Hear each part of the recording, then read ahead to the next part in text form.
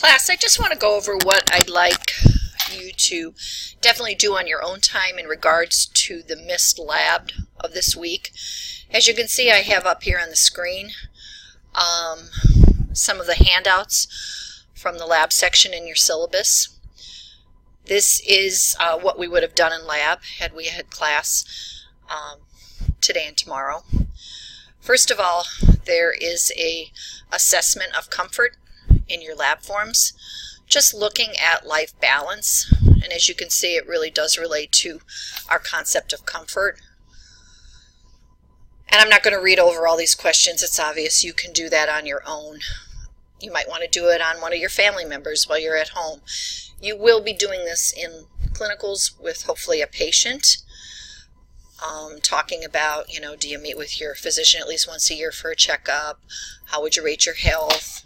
I think it's a really good assessment of your health as well as how comfortable you are in life.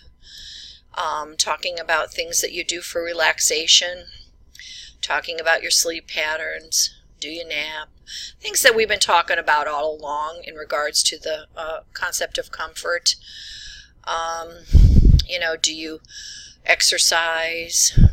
And then really reflecting on what your height and weight is to kind of see if maybe you're too thin or maybe you need to lose a few pounds. Talking about some of your dietary habits, drinking a lot of fluids that have a lot of caffeine in it, talking about your alcohol intake, and then really looking at your mental status. Are you bothered mentally by some certain situations or problems? Looking at your life, does it have a strong meaning and purpose? And then here I have things that I'd like you to review from your Callahan book, which is your clinical nursing skills, looking at assessing the patient in pain, and then different strategies we could use on our patients if they do have pain, if they have sleep problems, and how we can kind of teach them about strategies to use for stress and how to able to cope. So kind of look at this worksheet and think about maybe what you would do for someone other than give medication. How would we help those patients with pain? Now there are some times when the pain is so severe that really none of these strategies might help to relieve it totally, but we could see that it would relieve it somewhat. Also, how can we help our patients about sleep? And I think it goes back to thinking about things we discussed regarding sleep hygiene. Maybe people don't realize that some of the things that they're doing could be things that are keeping them awake. And think about what would be the best strategy for a certain age group. What would we do to an infant who maybe was up all night and crying? What would we do with a school-aged child or a toddler? And then just continue through all those age groups through the lifespan and think about, which ones would be really good to implement with that particular age group, and which ones would be very difficult to implement. So I want you to look at that. So please review these particular skills in your clinical nursing skills book about how do we teach people about controlled breathing. And I've got the skill number as well as the page numbers. And then over to your right, there's 3 scenarios about a certain situation. And what I want you to do on your own, at least do 1 or 2 of these. I want you to do a concept map on your own. We went over that in lab, and I would hope that you did get some very important information from that as we did that in lab together. So I want you to take these 3 situations, and I want you to do that concept map on your own. Now remember, you do have this information available to go back and refer to when you're talking about how to do a concept map. Remember that first circle is about listing subjective and objective data that's very relevant to the problem, okay? And then, of course, naming that problem that nursing can help. And then why is this happening? And then, of course, that nursing intervention with rationale. And really, it has to be rationale. I mean, it has to be interventions that's really backed up by evidence-based practice. You know, we just can't pick something out of the top of our head. And then what are those expected outcomes? And remember, we want to think about that acronym SMART, because that's how we would definitely assess how that patient turned out to be after definitely putting in those nursing interventions. Okay, so I want you to go back here. I'll do the first one with you, and then we can kind of go over that together, so that hopefully you'll work on B and C on your own, at least to do one of them, and then maybe when we return back to class and lab on Monday, your lab instructor can go over those to see if you're on the right track, and that you're thinking the way a nurse should be thinking in regards to these particular situations. Our first patient is Carla Potter. She's a 26-year-old white woman. She experiences bad cramps and periodic fatigue, anxiety, irritability, and mood swings approximately 1 week before the start of her menses. She told the nurse practitioner that her job as a computer programmer is stressful, and these monthly symptoms are affecting her job performance and relationship. So what I would do is probably thinking about just the limited amount of data that was given to you, I would start to think about what is that subjective and objective data that you found out with this particular scenario. Obviously, she's 26 years old. She's a white female. Complaints of bad cramps and periodic fatigue. Also has anxiety, irritability, and mood swings 1 week before her menses. And she's facing a lot of stress, and she's definitely having poor job performance. So what's the problem that nursing can help? Let's think about that. What is the problem? Obviously, she's facing a lot of anxiety and stress. That is obviously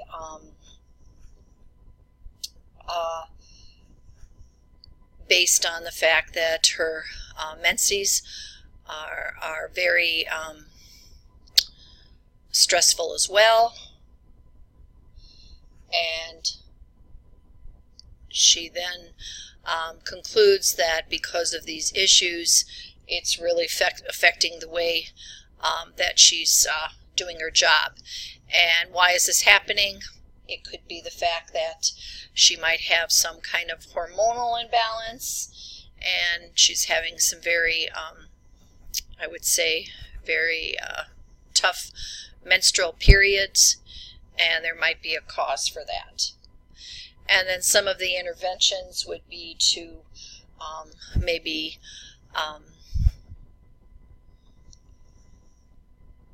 seek medical attention with her OB/GYN or family practitioner. Maybe she needs to have some lab work done. Maybe she needs to be examined by her physician to determine if the reason for the changes in her menstrual periods are due to some underlying pathology. Maybe she has, trying to think of the word, some problems with endometriosis. Maybe she has a hormonal balance, that periodic fatigue. Maybe we need to check her hemoglobin and hematocrit. Maybe we need to advise her to seek professional help in regards to how to manage her stress. And I think her stress is also enhanced to the fact that she is really very upset with herself, because it's definitely affecting the way she does her work. What would be that expected outcome? That she would get some treatment for these very, very volatile menstrual periods that she's had. Just the way she feels right before she's ready to start her period is really affecting her quality of life. So we might want to say that, within a week, patient will seek medical attention and have this hemoglobin and hematocrit done, or this hormonal level checked, and hopefully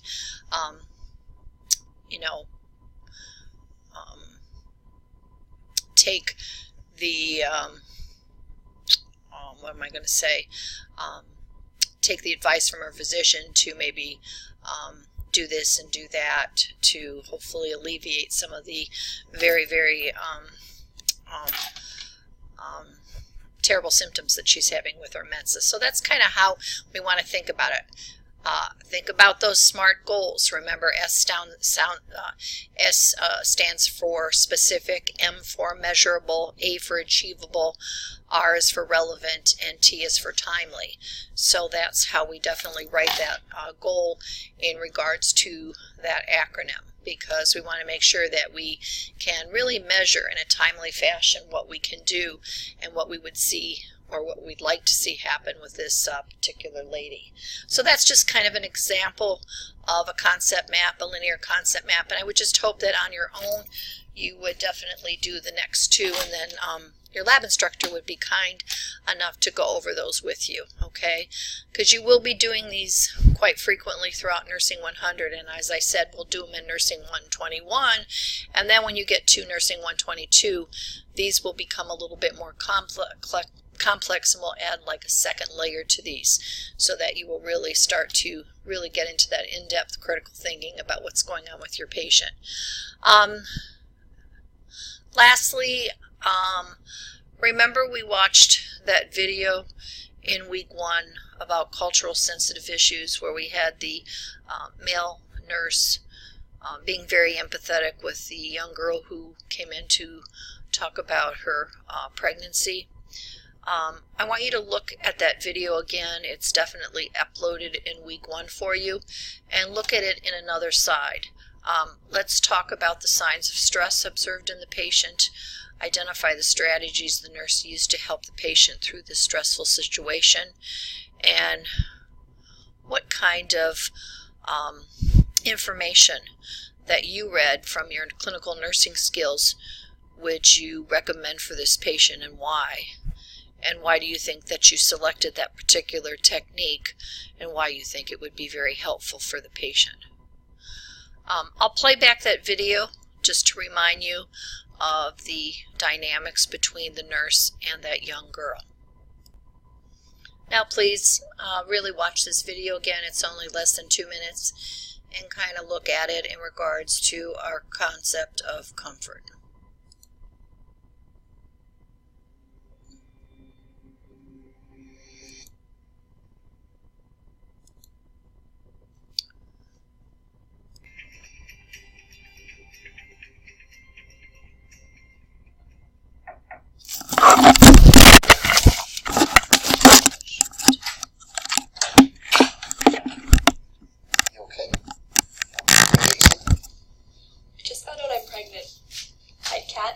This baby. I can see this comes quite a shock to you. Okay, well, I can only appreciate how overwhelming that this must be for you. But it's important that you know that there's a lot of resources available. Okay? Krishna is a registered nurse. It doesn't matter what he thinks personally might be the best course of action for this young woman.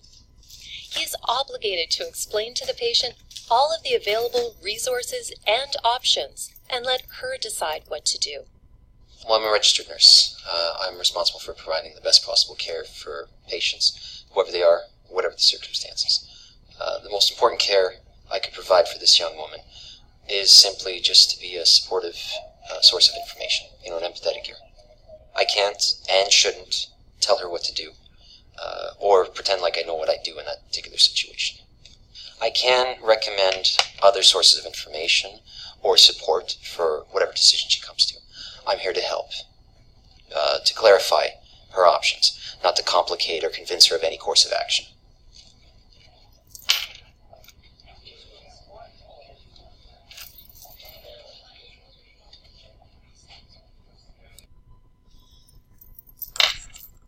So there you have it, just another replay of that video that you have uploaded in your Canvas course under week 1.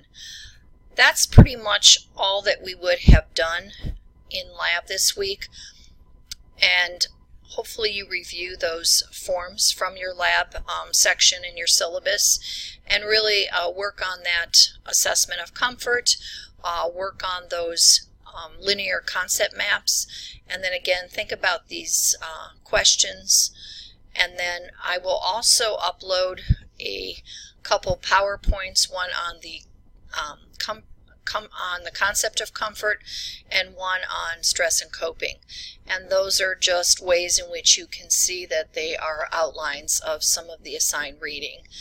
And but it's very important that you do that reading so those concepts will, definitely be a big part of your learning, because we see stress all the time, and not only for the patients we care for, but again, think of it in terms of nursing too. I talked about the nursing burnout, and that's a huge subject when it talks about stresses that we face with our profession. I hope you have a wonderful day, and please email me with any questions that you may have. And we'll see you next week. Take care.